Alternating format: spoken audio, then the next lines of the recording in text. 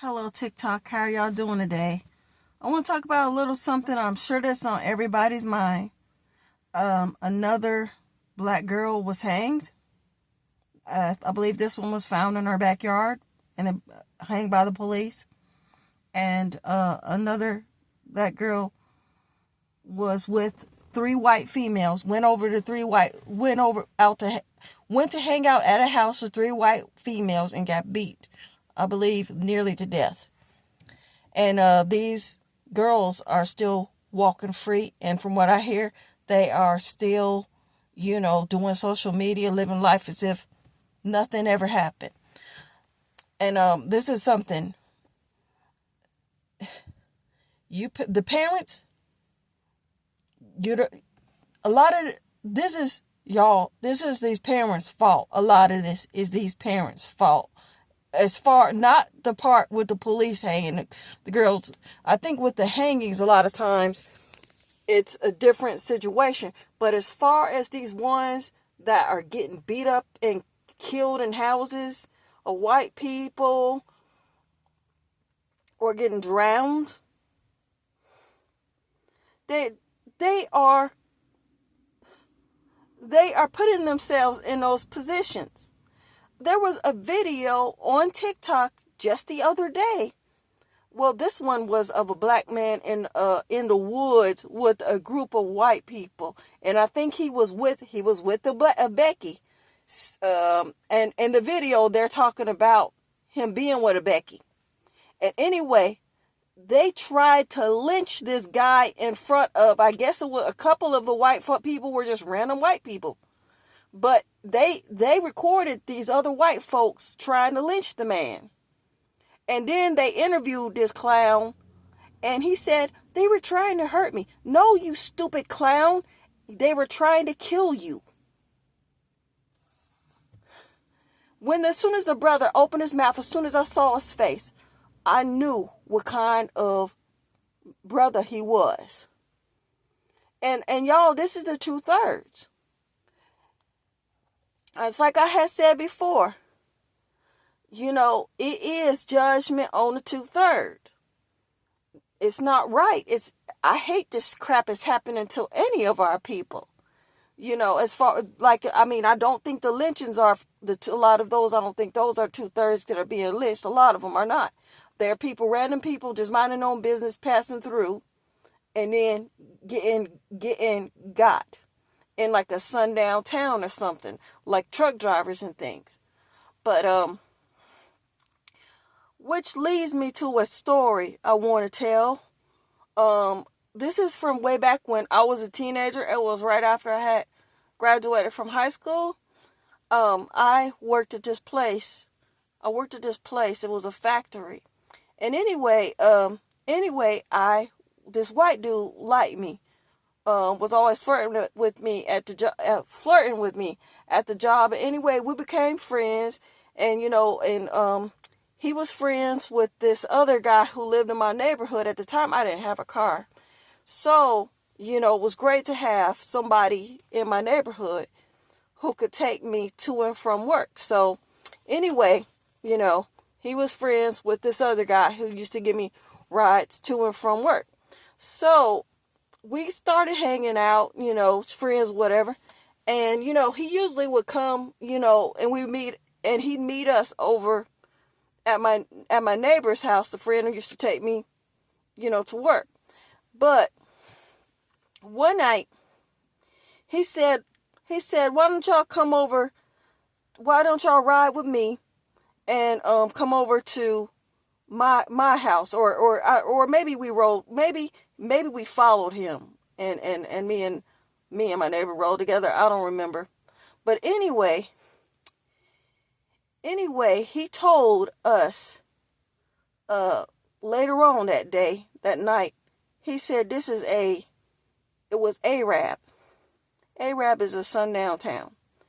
He said that we could never come to visit, except for at night, when nobody was around. And anyway, when me and other friend left the late that night, really early in the morning. He said, y'all gotta leave before sunrise, or by sunrise, or something like that, by such and such a time, I guess.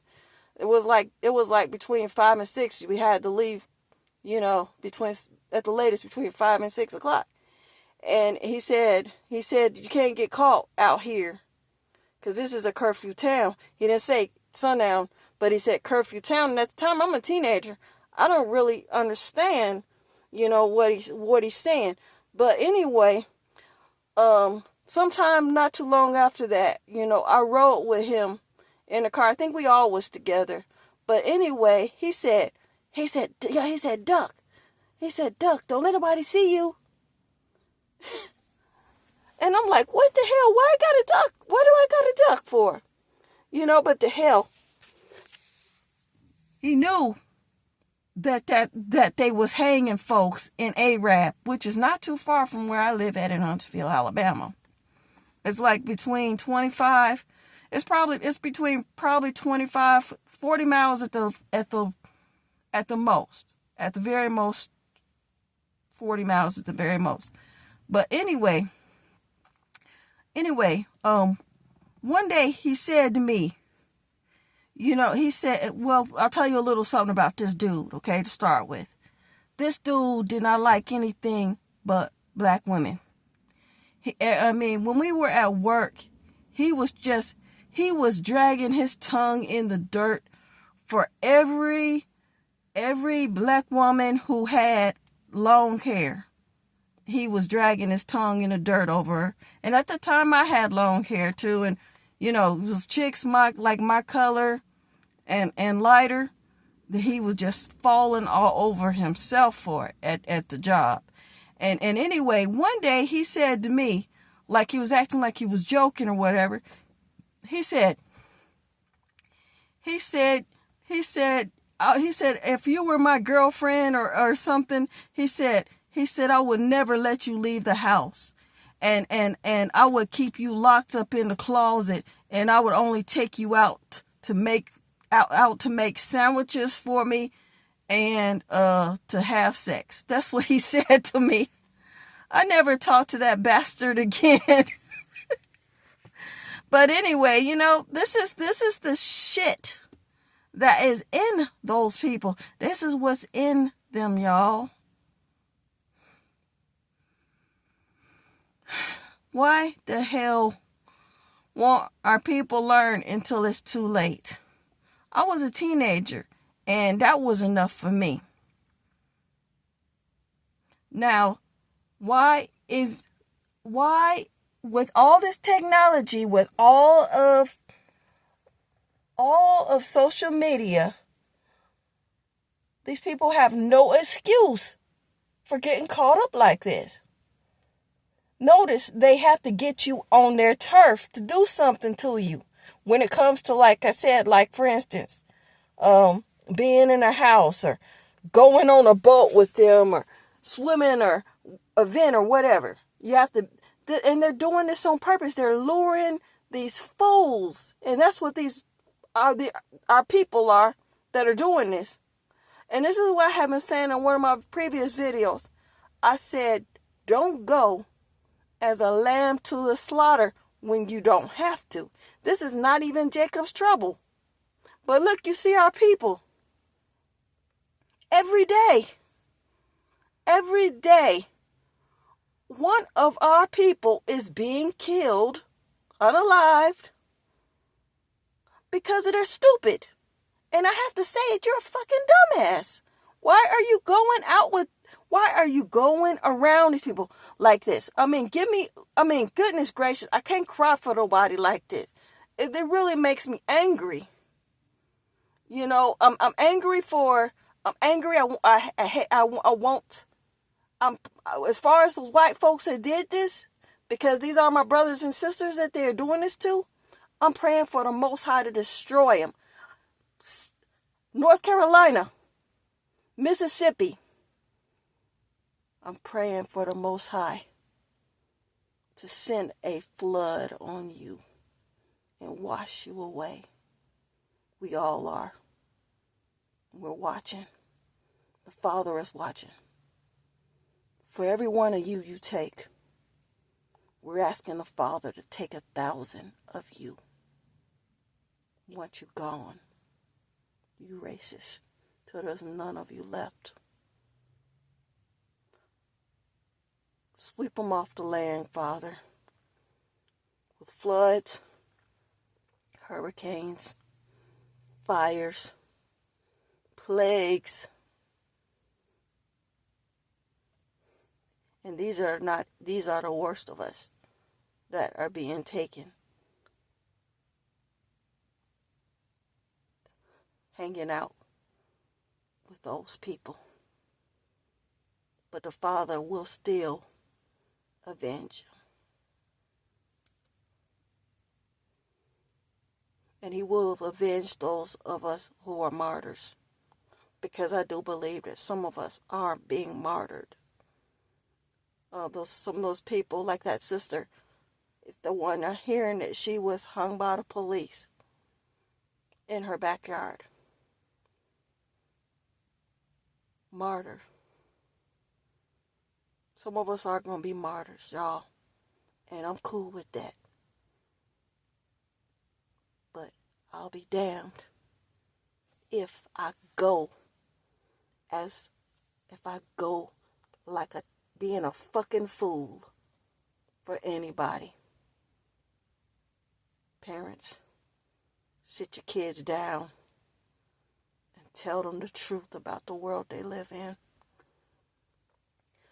I want to tell you guys a story real quick. My sisters, they both had to get their ass over there, move their ass over there in the neighborhoods full of white folks.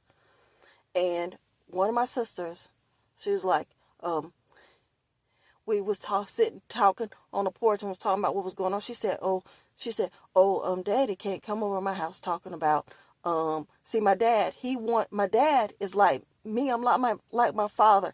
My father wanted to talk to my little nephews, they're 10 and 11 years old, about the world they live in, about how dangerous it is for them.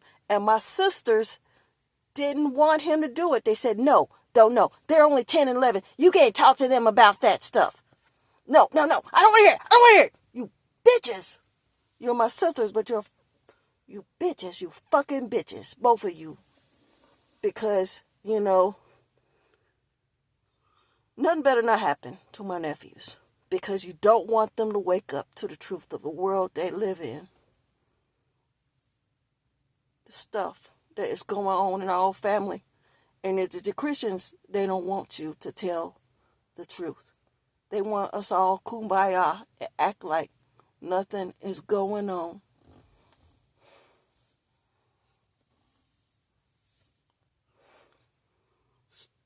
Shalom, family. I'm sorry I didn't finish my story. But anyway, my sister said, you can't talk about that kind of stuff out here. And I said, I'd rather live in a hole in a wall ground than live out here with you. You and your nice, big, beautiful house and your big, beautiful house or your nice neighborhood. I'd rather live in the fucking trash than live around those people. Because she can't even talk freely in her own yard about her feelings about things, about, we can't have a conversation about what is happening in the world. You can't say nothing that may raise an alarm. The fact you can't raise your own voice in your yard or talk about anything that may be considered negative concerning them. That's hell. And this is what the coons want to go to. Shame on you. The Father is sick of your mess. And I hate to say it, but part of the judgment is children being taken away from their parents. Shalom. Love you, family.